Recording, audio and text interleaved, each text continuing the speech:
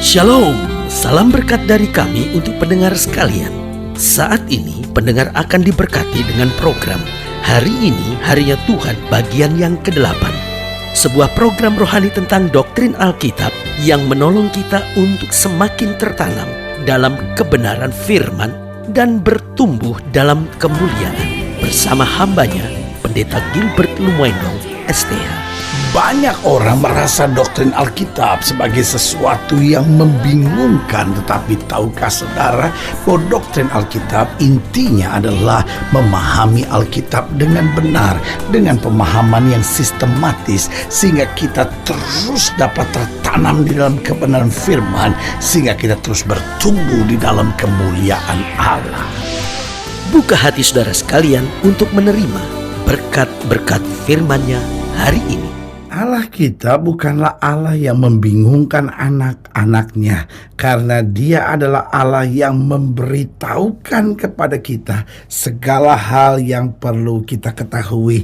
Mungkin pertanyaan kita, apa sih yang Allah mau beritahukan buat kita? Hal-hal sederhana, misalnya selalu saya katakan gini, Allah beritahu kepada kita bagaimana agar kita kuat, ya kan? Kadangkala dalam banyak hal dalam hidup ini Tuhan tidak langsung kerjakan mujizat, tapi Dia tuntun kita bagaimana kita kuat. Karena selalu saya bilang bahwa mujizat itu pasti, dan concern Allah, tujuan Allah, hal yang paling mendasar dalam diri Allah bukan sekedar bagaimana mengerjakan mujizat, tapi bagaimana kita makin hari makin kuat, makin hari makin dewasa, makin hari makin mengerti kehendak Allah, makin hari makin berjalan di dalam jalan-jalannya Allah. Haleluya. Jadi yang pertama, Ia beritahukan kepada kita bagaimana agar kita dapat kuat. Yang kedua, bahkan Ia mau beritahukan bagaimana kita menempuh hari depan kita yang penuh harapan. Karena saudaraku yang kasih dalam Tuhan, Allah tidak pernah rancangkan hari depan yang gelap. Allah tidak pernah rancangan hari depan yang gagal. Bahkan ketika masa lalu kita gagal, bukan berarti hari depan kita akan gagal. Selalu saya katakan bahwa setan bisa saja coba hancurkan masa lalu kita, tapi dia tidak pernah berkuasa untuk menghancurkan hari depan kita. Karena kalau kita bertobat, Tuhan akan beritahu buat kita bagaimana kita menempuh hari depan yang penuh harapan. Dan yang ketiga, Ia juga mau beritahukan kepada kita keputusan-keputusan yang harus kita ambil dalam hidup ini. Karena kalau kita mau jujur, banyak kali kita gagal, banyak kali kita susah, banyak kali kita menderita karena kita terlalu banyak ngambil keputusan berdasarkan kekuatan kita sendiri.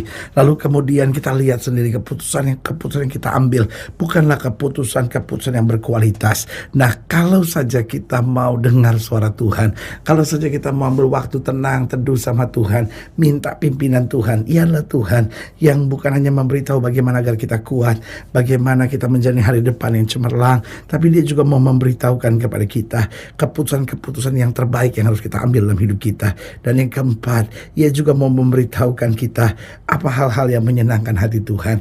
Kadang-kala kita bingung, Tuhan, dalam keberadaan saya, di tengah masalah saya, kadang-kala saya cuma, Tuhan berkati saya. Apa sih Tuhan yang Tuhan mau untuk saya dapat menyenangkan hati Tuhan? Kadang-kala Tuhan mau sederhana, Tuhan mau kita tersenyum, kadang-kala Tuhan mau kita bersuka cita, kadang-kala Tuhan mau kita ngampunin, kadang-kala Tuhan mau kita kuat, kadang-kala Tuhan mau supaya kita tetap melibatkan diri dalam pekerjaan Tuhan, kadang-kala Tuhan mau kita meninggalkan keegoisan kita dan karakter-karakter kita yang jelek. Nah, kalau Roh Kudus memberitahukan kepada kita segala hal yang Tuhan kehendaki untuk kita kerjakan, saudaraku yang kasih dalam Tuhan, saya percaya hari-hari kita menjadi hari-hari yang penuh pengharapan. Jalan kita makin hari makin naik, dan hidup kita makin hari makin menjadi berkat. Haleluya. Selamat datang dalam program kita hari ini, Harinya Tuhan, sebuah program rohani yang kembali mengingatkan kepada kita betapa pentingnya kita menjadikan firman Tuhan sebagai dasar keseharian hidup kita. Karena selama kita jadikan firman Tuhan sebagai dasar keseharian hidup kita, langkah-langkah ke depan kita penuh dengan kepastian, kemenangan, berkat, mujizat, dan perkara-perkara yang besar. Haleluya. Nah, saudara yang kasih dalam Tuhan, dalam pembahasan kita tentang Tuhan memberitahukan, kita mau sama-sama belajar dari Yeremia pasal 11.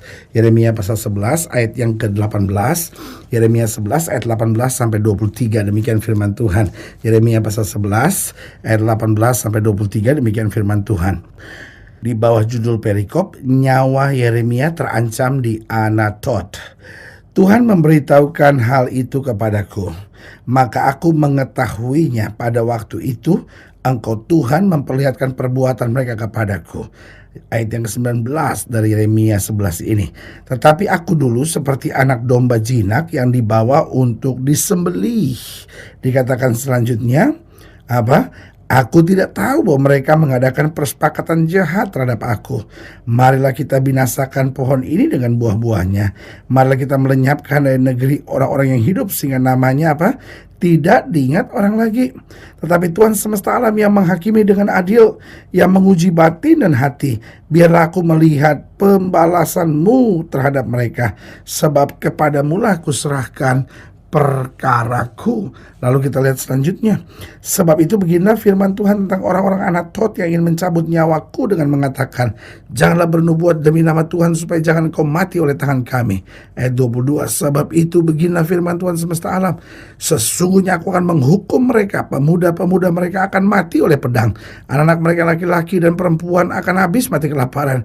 Tidak ada yang tinggal hidup di antara mereka, sebab aku akan mendatangkan malapetaka kepada orang-orang Anatot pada tahun hukuman mereka. Ayat 18. Tuhan memberitahukan hal itu kepadaku, maka aku mengetahuinya. Nah, saudaraku yang kasih dalam Tuhan, Yeremia sedang menghadapi masa-masa yang berat, masa-masa yang sukar, masa-masa yang berbahaya, masa-masa yang penuh ancaman. Tapi dia bilang, Tuhan memberitahukan hal itu kepadaku, maka aku mengetahuinya. Sehingga kalau Yeremia tenang, bukan karena dia hebat, tapi karena Tuhan sudah bicara kepadanya. Kalau Yeremia tidak panik, bukan karena Yeremia luar biasa, tapi karena Tuhan sudah memberitahukan kepadanya. Nah, itulah hidup Kristen itu. Hidup Kristen bukan hidup yang panik. Nah, ini bukan karena oh ya saya hebat, saya tidak panik, oh saya serahin sama Tuhan. Bukan, karena kita dengar suara Tuhan, kita dengar Tuhan menuntun kita, kita diberitahu oleh Tuhan hal-hal yang harus kita buat, kita diberitahu kepada Tuhan hal-hal yang akan terjadi. Kita lihat bagaimana Musa ketika ada di depan laut Teberau. Oh, orang-orang Israel sudah ketakutan, orang-orang Israel sudah marah, orang-orang Israel sudah begitu emosi terhadap Musa dan berkata, Musa, apa kurang kuburan di Mesir sampai kau biarkan kami mati di padang belantara seperti ini? Kami mau kembali pulang ke Mesir. Lalu mereka mulai mengangkat pemimpin lain untuk membawa mereka ke Mesir. Tapi ini yang Tuhan bilang sama Musa, Musa jangan takut, berdirilah tetap, lihat keselamatan daripadaku. Orang Mesir yang kamu lihat hari ini tidak akan kamu lihat lagi sampai selama-lamanya. Saudaraku yang kasih dalam Tuhan, Tuhan kasih tahu sama Musa langkah apa yang harus diambil. Tuhan bilang sama Musa, angkat tongkatmu itu, dan ketika tongkatmu terangkat, maka laut itu akan terbelah. Saudaraku yang kasih dalam Tuhan, ini yang saya mau beritahu. Dalam hidup ini seringkali banyak orang jadi emosional, jadi panik. Kenapa? Karena tidak mendengar, tidak mengerti apa yang Tuhan kehendaki baginya. Allah kita adalah Allah yang memberitahukan kepada kita segala hal yang perlu kita ketahui. Pertanyaannya, bagaimana kita dapat mengerti hal-hal yang Tuhan ingin nyatakan buat kita? Yang pertama, kita harus peka akan suara Roh Kudus. Kita nggak akan pernah bisa mendengar tuntunan Tuhan. Kita nggak pernah akan bisa ngerti kalau Allah memberitahukan sesuatu buat kita, kalau kita nggak ada waktu bersekutu dengan Tuhan. Karena kita akan peka akan suara Roh Kudus kalau kita ambil waktu teduh, baca Alkitab, berdoa, merenungkan firman Tuhan, mendengarkan Tuhan bicara lewat suara hati nurani kita, lalu menuntun langkah-langkah kita. Ini yang saya bilang pengurapan Roh Kudus itu. Saat-saat di mana Roh Kudus ambil alih hidup kita, saat-saat di mana Roh Kudus menyatakan kepada kita hal-hal yang perlu. Jadi saudaraku yang kasih dalam Tuhan, bagaimana kita dapat mengerti hal-hal yang Tuhan ingin kita ketahui? Kita harus peka akan suara Roh Kudus, karena Roh Kudus itulah yang akan menuntun kita, akan memberitahukan kepada kita hal-hal yang perlu kita ketahui. Yang kedua, bagaimana kita dapat mengerti hal-hal yang Tuhan ingin kita ketahui? Kita harus banyak bergaul dengan firman Tuhan. Tadi sudah saya katakan, tanpa bergaul dengan firman Tuhan kita bisa sesat. Tanpa bergaul dengan firman Tuhan kita nggak akan mendengar suara Tuhan. Saudaraku, ada banyak orang hari-hari ngeri sekali. Dia bilang begini, saya sih nggak perlu baca Alkitab, saya doa Tuhan langsung bicara kok sama saya. Waduh, itu ngeri sekali. Saudaraku yang kasih dalam Tuhan, selalu saya bilang firman adalah standarnya, firman adalah barometernya. Kita tahu sesat atau tidak justru dari firman, karena Allah tidak akan dalam tanda petik pewahyuan baru yang bertentangan dengan firman.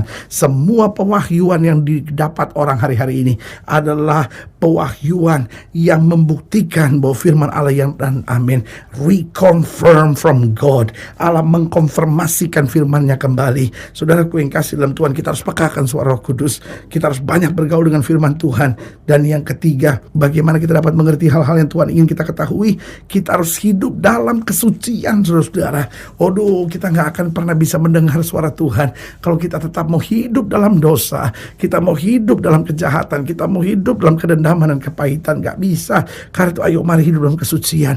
Makanya setan ingin sekali sudah marah-marah. Setan ingin sekali kau dendam, ada dalam kepahitan. Karena dengan itu kau nggak bisa dengar suara Tuhan. Setan ingin sekali kau pacaran dengan orang yang tidak seiman, lakukan hubungan seks sebelum nikah, lakukan onani, masturbasi, nonton blue film. Tujuannya cuma sederhana, supaya saudara jadi orang Kristen yang bingung, yang nggak mengerti tuntunan Tuhan. Karena kalau kita hidup dalam kesucian, tuntunan Tuhan makin nyata dalam hidup kita.